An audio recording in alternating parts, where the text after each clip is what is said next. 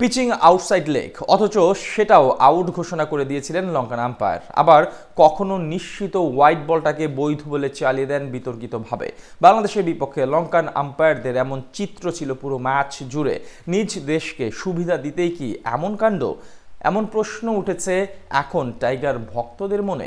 বাংলাদেশের বিপক্ষে লঙ্কান আম্পায়ারদের এমন বিতর্কিত আম্পায়ারিং নিয়ে বাকিটা জেনে নেব রিপোর্ট। ঘটনা প্রথম ইনিংসের শেষ ওভারে। বোলিংয়ে তখন লঙ্কান পেসার নুয়ান থুসারা তার শর্ট পিচ ডেলিভারি ঘুরে গিয়ে রিভার্স সুইপ খেলতে গিয়ে ব্যাটে বলে কানেক্ট করতে পারেননি বামহাতি ব্যাটার শামীম হোসেন পাটোয়ারি। বল তখন চলে যায় উইকেট কিপারের হাতে, কিন্তু নন স্ট্রাইকে থাকা ব্যাটার নাইম শেখ সিঙ্গেল নেওয়ার জন্য ক্রিজ ছেড়ে বেরিয়ে এসেছিলেন। সেটা দেখে স্বাগতিক উইকেট কিপার চারিত আশালঙ্কা ওভার থ্রো করেন, কিন্তু বিপরীত পাশে নুয়ান থুসেরা বল হাতে না ধরে নাইমকে ধোঁকা দিতে মিথ্যা অভিনয় করেন রান আউট করার। তা দেখে আম্পায়ারের কাছে পেনাল্টি রানের আবেদন করেন নাইম শেখ, কিন্তু তাকে পাত্তাই দেননি আম্পায়ার রবীন্দ্র ভিমালাসিরি।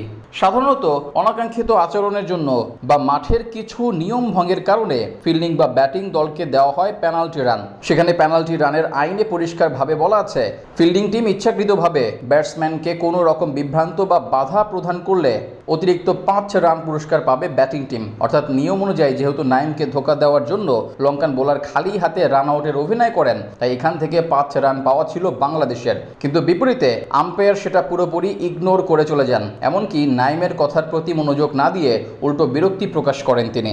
এদিন এই ঘটনার মতো আরও একাধিক বিতর্কিত সিদ্ধান্ত যায় বাংলাদেশের বিপক্ষে।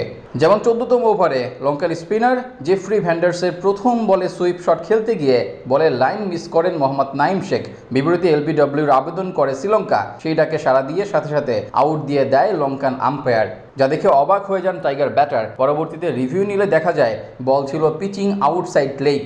অথচ এখানেও এমন পক্ষপাতিত্বমূলক আচরণ করে ম্যাচ অফিসিয়ালরা, কিন্তু রিভিউ নেওয়াতে এই যাত্রায় বেঁচে যান নাইম। একইভাবে আম্পায়ার্স কলে কপাল পড়েছিল বাংলাদেশ অধিনায়ক লিটন কুমার দাসের।